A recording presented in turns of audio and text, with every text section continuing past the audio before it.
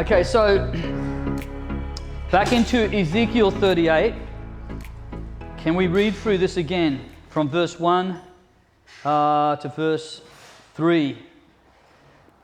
The word of the Lord came to me, Son of man, set your face against Gog of the land of Magog. So we've already established the fact Gog is the ruler, but there's also Gog is a demonic power or principality behind what's going on. There could be a man that it represents at the end of the age, but more than the man is the demonic spirit with its agenda. And that's why you see in end-time prophecy multiple fulfillments. For example, Nazi Germany, Adolf Hitler, that was the spirit of Antichrist. That was that spirit. And North Korea, that is that spirit manifesting. You see those characteristics breaking out. The people come and go, but the spirits remain the same. Discern the spirits and you'll discern what's going on, how you apply end-time prophecy to now. Because the book of Revelation chapter 22 says, blessed is the man who applies the words of this prophecy. Like, how do you apply the words of the book of Revelation? Well, you discern the things it's talking about, and you discern how it's unfolding around us, okay? So Gog of the land of Magog, and so it's a land with a people, and he is the chief prince, which is, again in the Hebrew, the Prince of Rosh, okay? The Prince of Rosh, and he's also the Prince of Meshach and Tubal, or it can be in the Hebrew, he's the Prince of Rosh, leading Meshach and Tubal.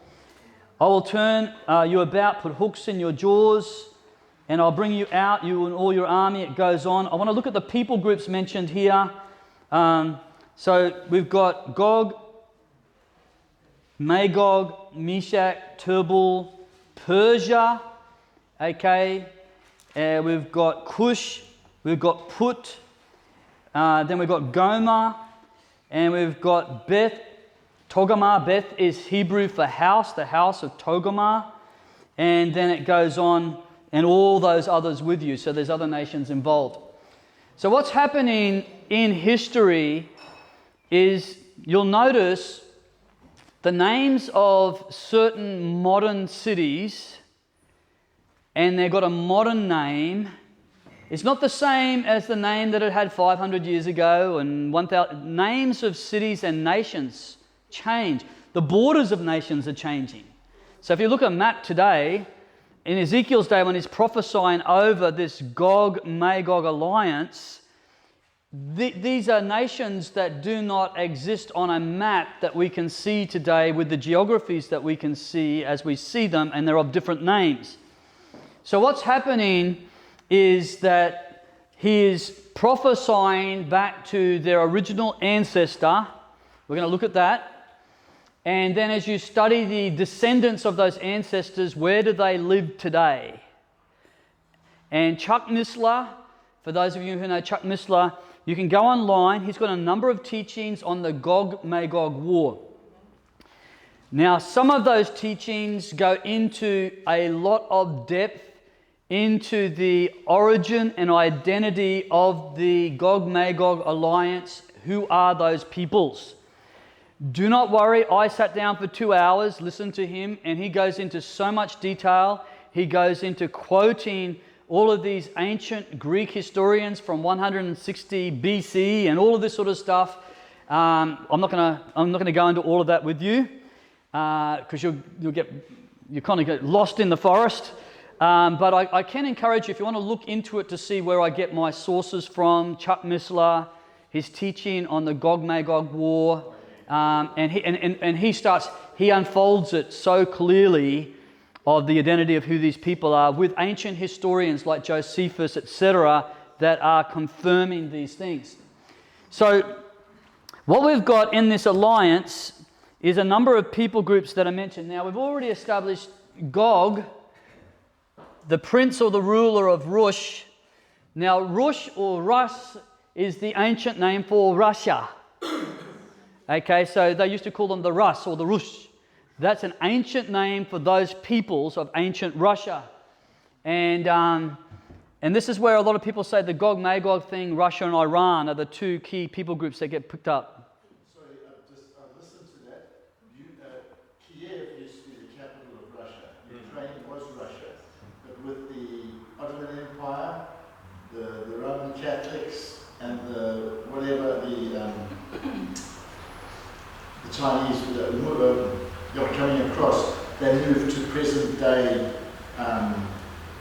Okay, let me teach. Russia. So the original Russia is Ukraine. Let me teach it. Yeah. Otherwise, you'll start to confuse people. Okay. So follow me step by step because we've got to go through the identity of all the people groups. Okay. So that's the first thing. It's linked in with Russia. Okay. So Magog was one of the descendants of Japheth. There you go. There he is. Then you've got Tubal is another descendant of Japheth. Meshech is another one of his descendants. And under Elam, I've got to go and get my list so I get you all of these names correctly. So Elam becomes Persia. Okay, ancient Elam, Persia. Asher is not mentioned in the list. Arpazad is not mentioned in the list.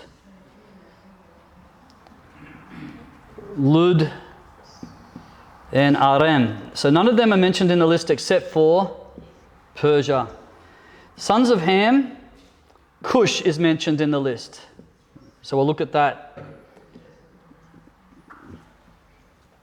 Mizraim is not mentioned in the list. That's the forefather of the Kurds and some of from southern India and different places like that. But that's not mentioned in the list. Okay? Put is mentioned in the list. So I'll look at the identity of Put. Canaan is not mentioned in this list, but they've been all pretty well wiped out. Okay. So we'll start by looking at the Magogians. The Magogians. So Japheth himself, the ark comes down between modern day Russia territory and northern Turkey in that sort of arena. So that's where our human ancestors came back into play after the flood. And Japheth, he moved up to the north and to the east type direction. So a lot of his descendants start to immigrate into the north and into the east. Now there's been a lot of research, because this is Gog, the king of Rosh, and of Magog. So the Magogians are very key to this alliance. So the Magogians in the ancient history were called the Scythians. Okay? So I'll write this up for you. And Scythians are named in the BC age and also into AD age. Scythians.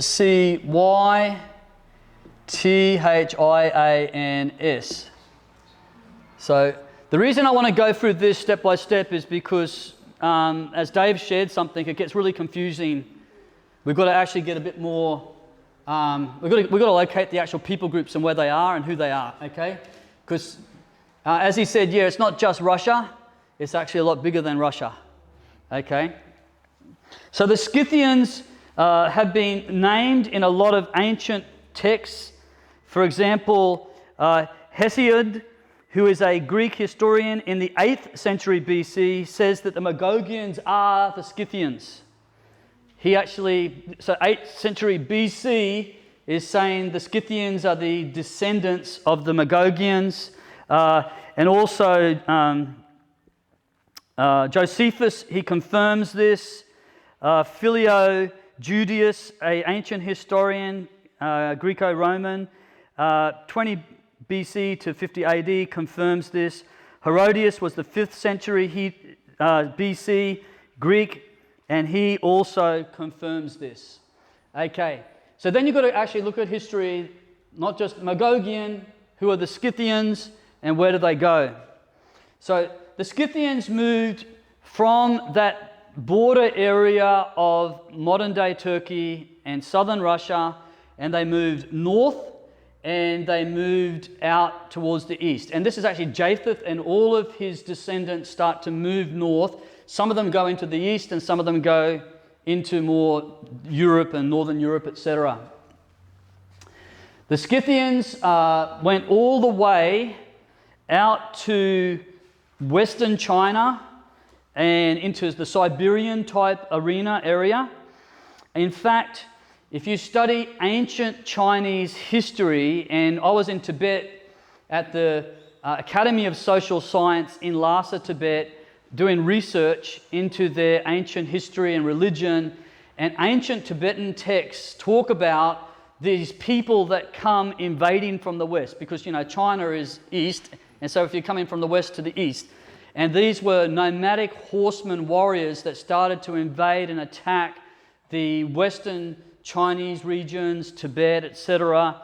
And the Scythians were known as nomad horse warriors, So, Attila the Hun that comes out later on, he's a descendant of these people. The Cossacks, the descendants of these people, and all that sort of stuff.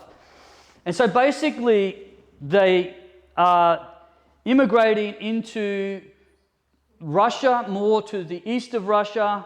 They are migrating into what was called Soviet Central Asia. We now call it Central Asia, and Western China.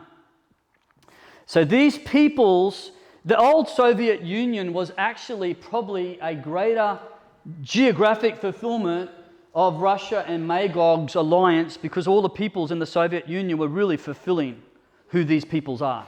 Okay? So you've got groups like the Kazakhs, Kazakhstan now, Uzbeks, Uzbekistan, Kyrgyzstan, the Kyrgyz, the Tajiks, which Tajikistan. These are all people groups, Turkic people groups, but they're descended from the Scythians, northern Afghanistan and northern Pakistan. So if you ethnically look at a northern Afghanistani and Pakistani, they have a lot more of a Mongoloid Turkic feature. Southern Pakistan, southern India are the Dravidians. They have a darker skin, and it's like the dark Caucasian type look, okay? So this is the northern Afghanistan, northern Pakistan, and western China. But they've got Kazakhs, Uzbeks, Kurds, and they're all in the west of China as well. They're the Islamic people that the Chinese government are subduing right now, okay? So all of these sort of people groups make up what's called Magog, especially the southern Russia to the western Russia type regions, okay? Then after that, Mishek is western Turkey, southern Russia, and northern Iran. So if you look at a map, again, it's all broken up with modern day boundaries, but if you go to the western Turkey type arena, southern Russia that marries into western Turkey or borders with western Turkey, and this northern Iraq, Iran sort of area, northern Iran, that's where this people group moved into. Can you just write next to Meshek, western Turkey, just so we can take a photograph of it? Okay, it's more than western Turkey though. West Turkey, South Russia, North Iran, okay.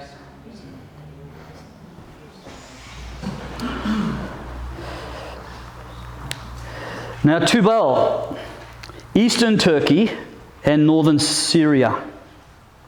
Eastern Turkey, northern Syria.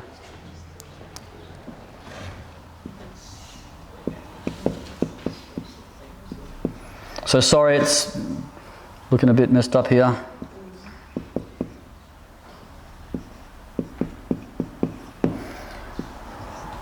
So if you look at a map and you can see how these people groups are often in blocks. The Magogians were very, very active, though, throughout history. And that's why you see a lot of Russians. Some of them have very European features. Some of them are very Turkic or Mongoloid in their features. Okay.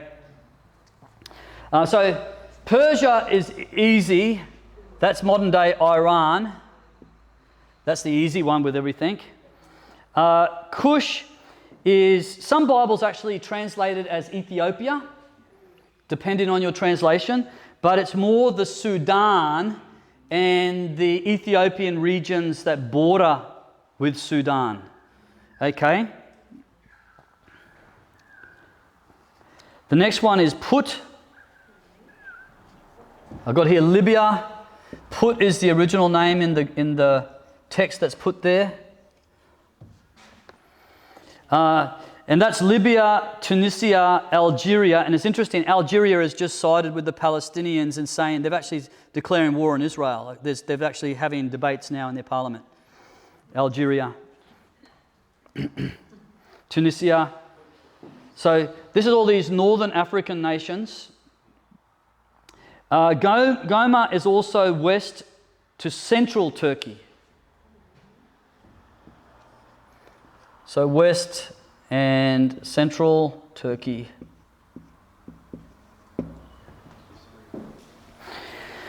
One of the things that you need to take note of is in the present coalition of nations that are behind what's going on in the Middle East with this whole Israel-Gaza war thing, Turkey is not directly a player at the moment.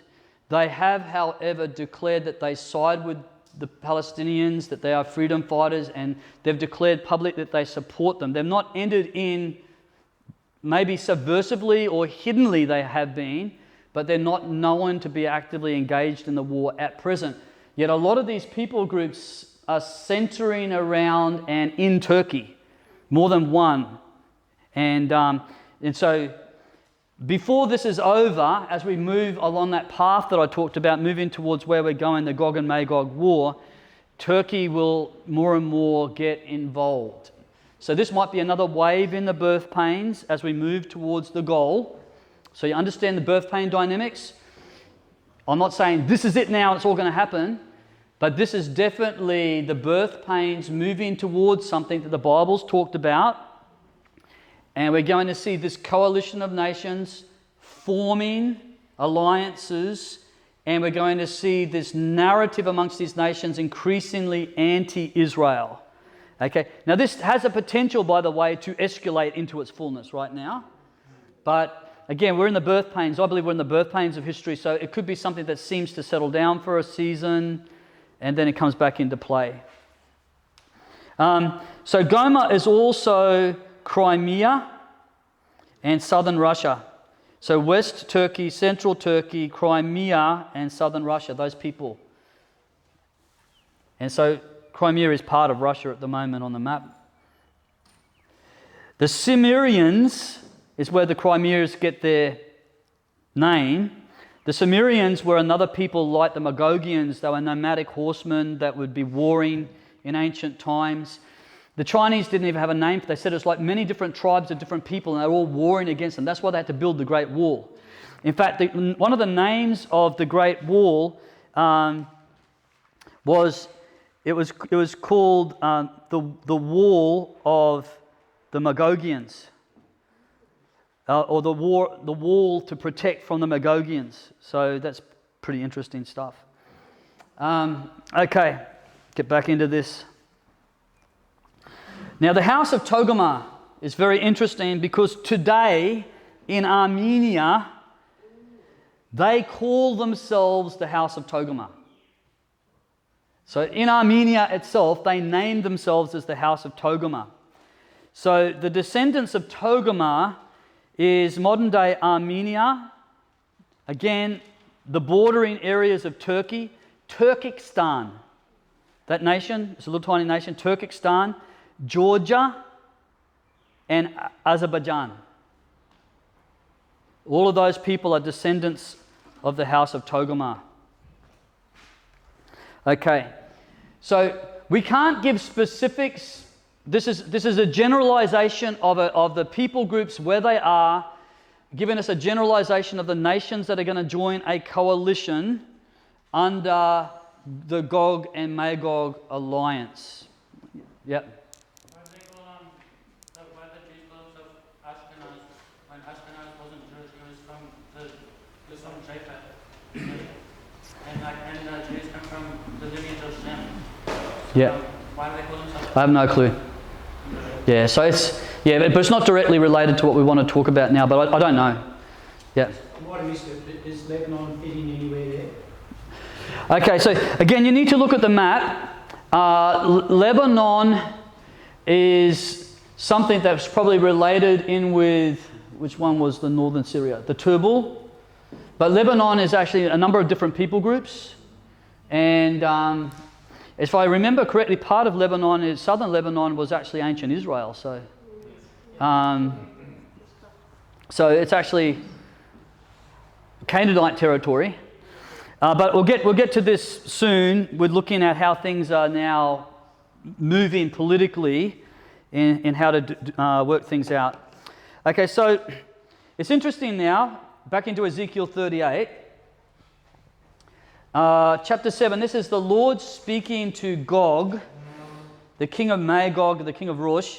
He says, "Be ready and keep ready, you and all your hosts that are assembled about you, and you be a guard for them," or you be a protector over them. Now, in the Hebrew language, it's speaking now, God is speaking to Gog, who is the instigator of the Gog and Magog war.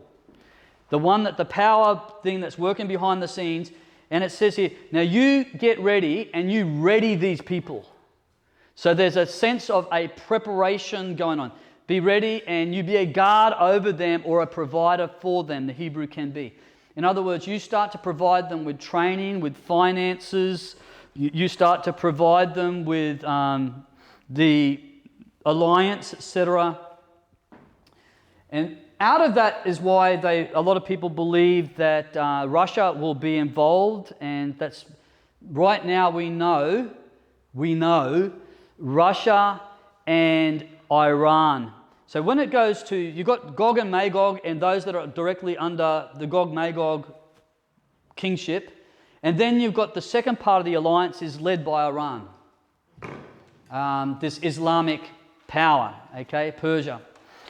And so Iran itself is known on a yearly basis to financially support Hamas and Hezbollah, and there's also some other like Islamic Liberation Front, different terrorist groups, $760 million a year. And Iran is given a lot of, has been, like they're actually helping Russia now with the Ukraine war. And by the way, as David said, part of southern Russia is including Ukraine area and that people groups. So that's involved with those people groups as well. Except for Ukraine at the moment has fully sided with Israel. And sided with Israel's right to defend themselves and to annihilate Hamas. And so Ukraine is warring with Russia, so they've got their own alliances that they're forming. Okay, so what we've got is behind the scenes is we've got this relationship between Russia and Iran that has been building for decades, and they are financially aligning. There's a lot of weaponry that goes back and forth. Iran is helping Russia now because they need help, but they've been helping Iran. But together they're all working behind the scenes in the Middle East. So the whole Syria war that broke out, Russia has military bases in Syria. Russia's been giving them weapons. In fact, Syria as a nation right now is what we call a proxy. They are not a fully self-governed, self-ruling nation. They are actually a proxy of Russia and Iran. And Russia and Iran have political control or authority over Syria. Lebanon and Hezbollah in Lebanon, etc. Definitely the Hezbollah dynamic is under the authority of Iran. And there's something like 8 to 9 known terrorist organizations, including in Jordan in Saudi Arabia and etc., Iraq, that is financially backed by Iran. A couple of weeks before the Hamas attack into Israel, Biden released $6 billion of assets to Iran. $6 billion.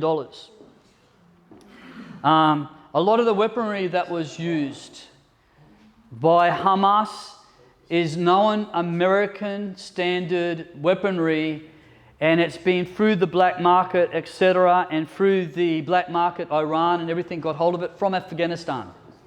So Biden withdrawing the Allied troops so quickly out of Afghanistan, they had more weapons, helicopters, tanks, aircraft left in Afghanistan than the whole of the Australian military put together. They didn't have a navy though. We've got a navy. But in regards to helicopters and tanks and guns and missile launchers, like we could arm our military several times over. That was all left in Afghanistan, and Afghanistan is very anti-Israel. They're very they follow the end-time Islamic belief of the Shiites. So Iran is Shiite, and the Shiites have a belief of their end-time Messiah, and he's called the Mahdi. The Mahdi is going to come, and Isa, the Jesus representative, or the Jesus prophet, is going to bring people to follow, and they're going to, they don't say worship in the Islamic prophecy, but they say he will draw people to follow the Mahdi, and they will gather the nations of the earth against Dajjal. Dajjal is their antichrist. Dajjal is the defender of Jerusalem and Israel. And he's going to come, and they're going to, and Dajjal has been locked up in a prison, and he'll be released at the end of the age to come and defend. And they have to come and wipe out the Israelites, and they have to wipe out Jerusalem and bring it under the Mahdi's control. So the Shiite Islamic end-time belief system is the opposite of our Christian biblical end-time belief system. So their Messiah is our Antichrist, their Christ is our false prophet, and their Antichrist is our Messiah, Jesus. They call that the last Mahdi, isn't it? Last Mahdi. Yeah, last Mahdi. Yeah. And this is part of the reason for the caliphate. So I'm personally really waiting to see where Iran fits in, where Turkey ends up fitting into all of this, because Turkey's name comes up multiple times in the descendants of these people. What I didn't share with, I did, I shared Put already, that's good. Okay, so what we're seeing is, behind the scenes, Russia and Iran are definitely into this.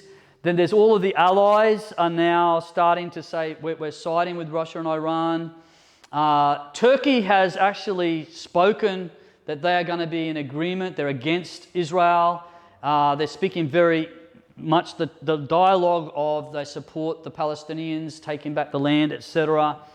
And so we're seeing these people groups now come back into play. There are wars happening that people don't know about in our news cycle because we're not hearing about it, because everything's about Ukraine and everything's about what's going on with Israel and Gaza. But Tajikistan and some other Islamic groups are now invading and threatening invasion of Armenia. And they want to bring it under Islam. And because the United Nations and America are so distracted by Ukraine and what's going on with Israel, that no one's coming in defense of Armenia, and they're actually now facing a possible war or takeover from these Islamic nations.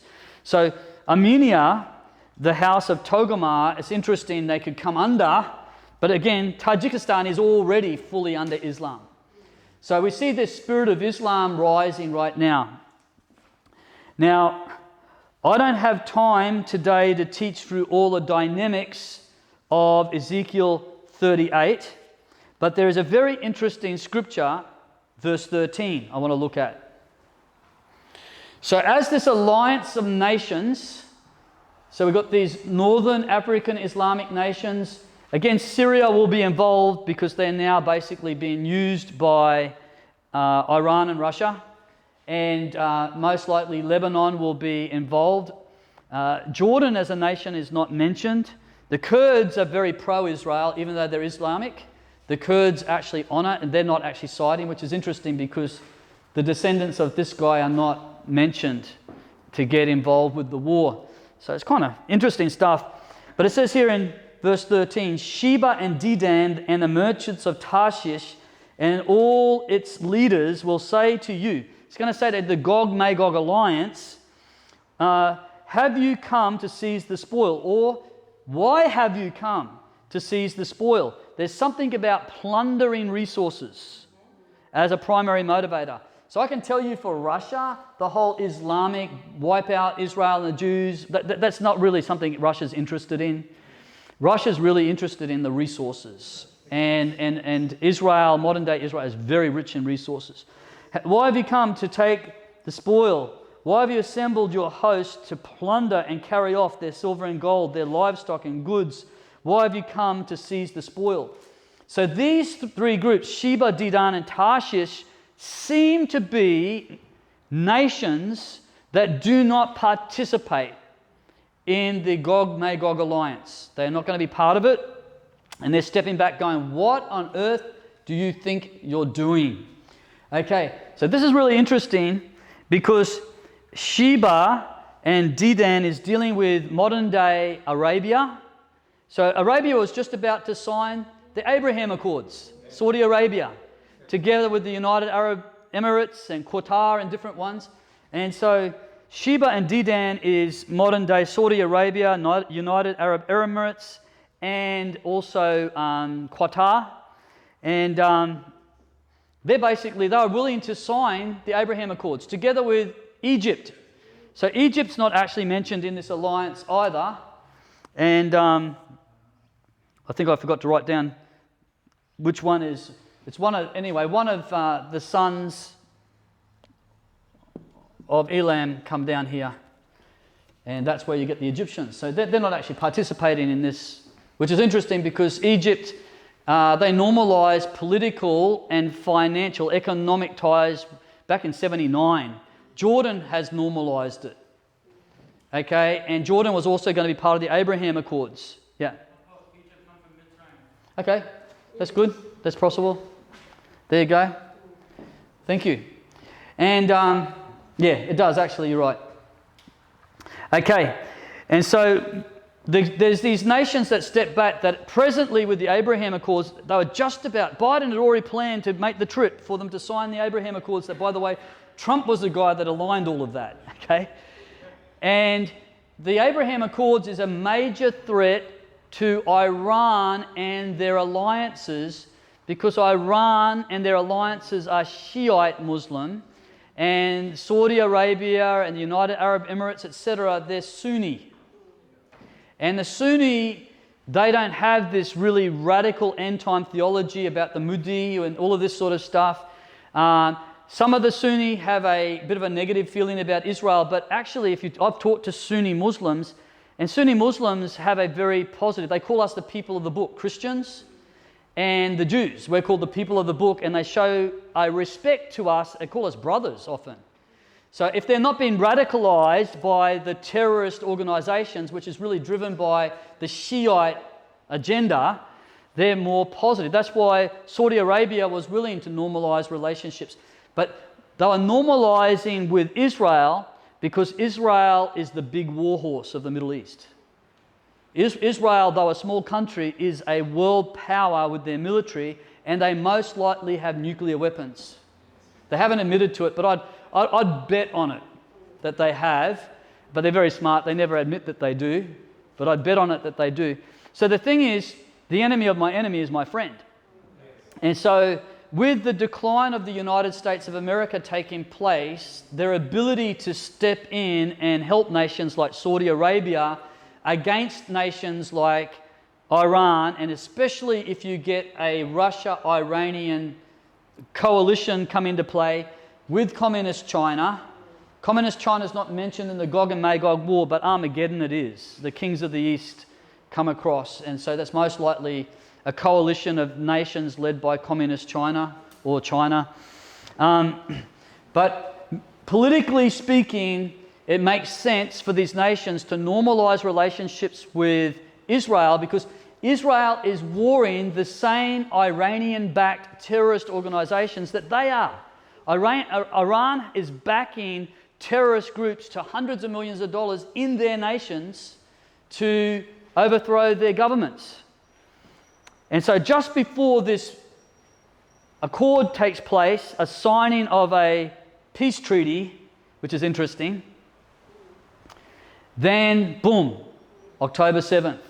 And the level of wickedness, violence, and just the merciless killing of babies and children and ripping babies out of their mothers' stomachs and just what they've done and videoing the whole thing was intentional to put petrol on the anti-Israel fires that burn in Islamic nations because they were intentionally trying to hook Israel into, they wanted Israel to respond the way that they have. Because Israel, then the whole narrative is now gone to how wicked and evil Israel is, bombing schools and killing kids, right? And so that's why this has all been intentional in their game plan, but also now all of these Islamic nations like Saudi Arabia and everything have backed off the Abraham Accords because it's now too much of a hot potato. Even the king of Jordan and everything he expressed remorse when he saw what happened on the 7th of October, and he said, this is wicked and evil. But in Jordan, there's many Palestinians, and there's many people that are extremist Muslim that are rising up in protest. And so he's got his army and his police force trying to squash this uprising against his government. The same as in Egypt. This has been an intentional action to stir something up. Okay. Tarshish is really argued who Tarshish is. Some people say it's got to do with modern-day Spain, and some people even Europe, that Europe is there. I don't know. I'm just hearing different narratives. Okay. So what happens in Ezekiel 38 and 39 is this coalition of nations come against Israel to wipe them out and to plunder the land. But the Lord is doing this because He's seeking an opportunity to judge those nations. And therefore the Lord Himself comes into play. And there's things from God where there's a huge and mighty earthquake. And that huge and mighty earthquake, it shakes all of the land. There is fire that comes down from the heavens into Magog, the land. And there is a disease, a pestilence from God that is sent against all of these armies that are coming against Israel. So it's not just Israel having to defend themselves, it's now God defends them, and He actually is leading them into this valley of decision like the Armageddon scenario, because God is seeking opportunity to bring judgment on those nations. Now, I'll give you a scenario that has been given through a number of end-time teachers. This is a scenario. Am I saying this is it? No. But this is an interesting scenario that could be, okay? So there's a number of end-time teachers say the Gog and Magog war is the Battle of Armageddon. Okay? Okay, well that's possible, but the Armageddon will be all the nations of the earth. Like Australia will have their military in there against Israel. Sorry to say. You know, it's Armageddon is it. China comes in, everything. They all are gathering at that time. But Gog and Magog war is really these sort of nations we're talking about here. Russia, some Soviet Central Asia type nations, Northern Africa, Islamic nations, Iran, etc.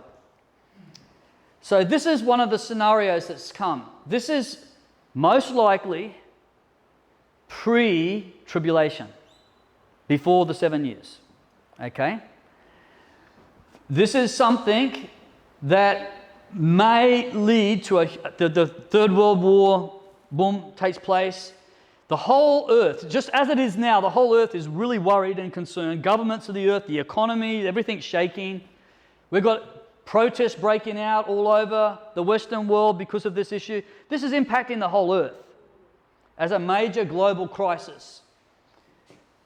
And the war, when this final war escalates to this point, and then you see somehow God intervenes, or God intervenes through Israel and uses nuclear weapons or whatever, and there's a major defeat of all of the Russia and all of these Islamic nations, and Israel prevails as the victor,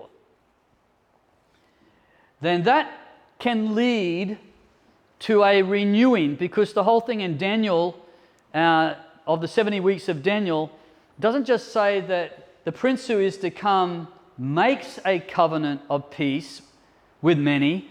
He renews. The Hebrew is he renews, which means there's something in place that wasn't established or it was broken.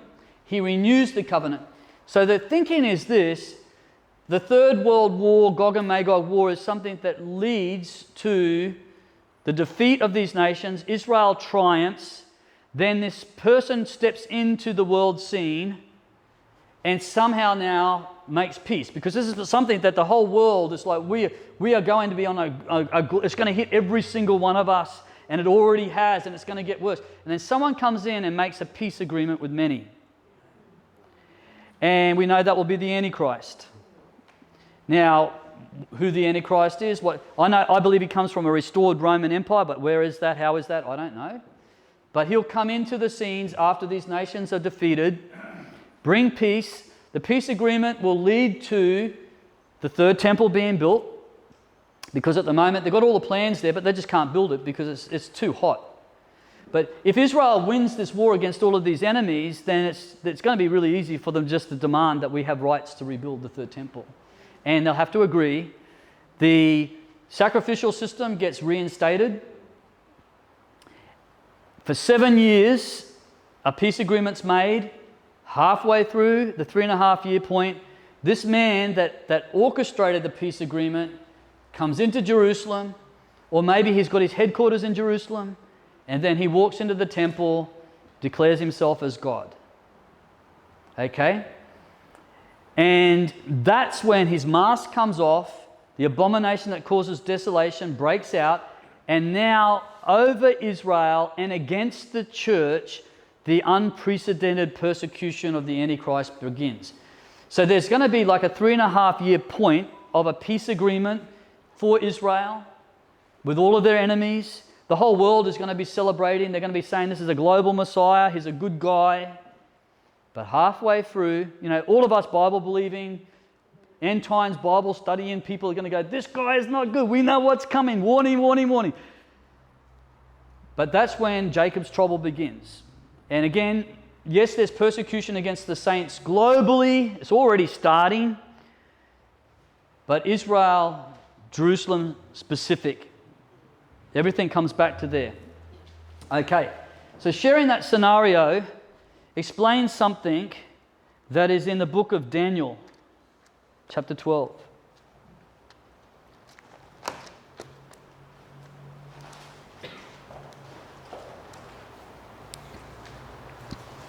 Daniel chapter 12.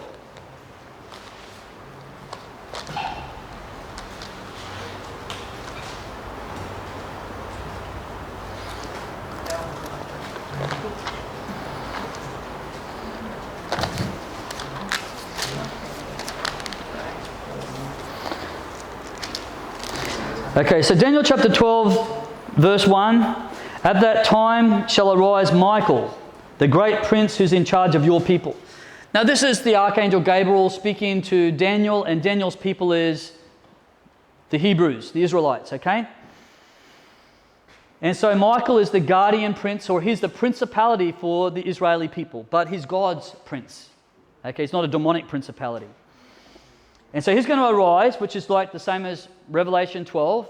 Michael and his angels wages warfare against the dragon and his angels. And finally the dragon and his angels is cast down, defeated from the heavenlies. That could be actually aligned with what goes on with the Gog and Magog war. And Michael and his angels is warring against the dragon and his angels. They're defeated, they're cast down. But then the dragon rages because he knows his time is short. And then that brings us into chapter 13, where the Antichrist, Satan basically possesses a man. And that's when we enter into the tribulation period. Okay, But what I want to point out is Michael arising, Daniel 12, Revelation 12, very significant. And it says, there shall be a time of trouble such as never has been since there was a nation till that time. But at that time your people shall be delivered, every one whose name shall be found written in the book. And it talks about the resurrection here. That's what it is. And then it goes on.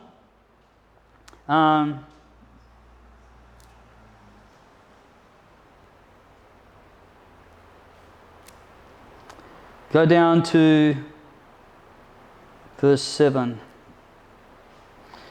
I heard the man clothed in linen who was above the waters of the stream. He raised his right hand and his left hand towards heaven and swore by him who lives forever that this would last for a time, times, and half a time. That's 3.5 years. And when the shattering of the power of the holy people comes to an end, all these things will be finally finished.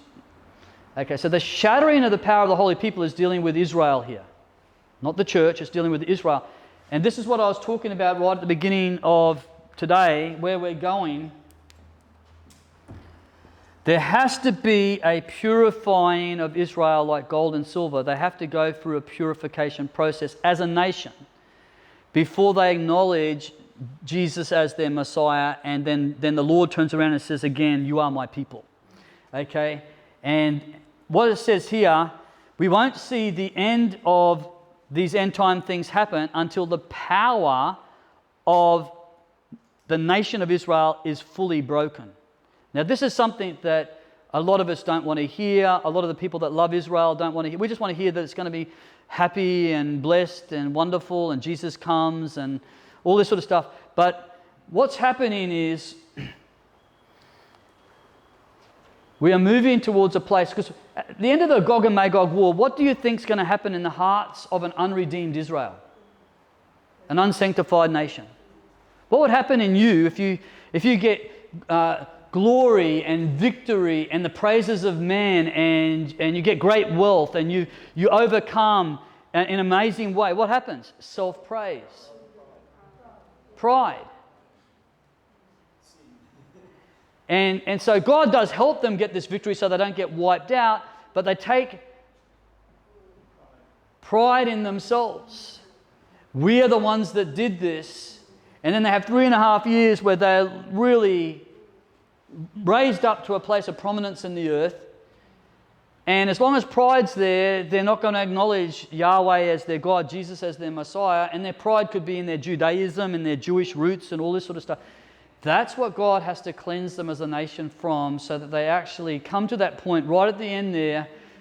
They're all about to be annihilated. The nations of the earth are gathering around them at Armageddon, and they realized the two witnesses, they are Jews for Jesus, they were prophesying, they said, repent, repent, repent. And the Christians were right, the two witnesses were right, the 144,000 that came amongst us, they were all right. They warned us about this.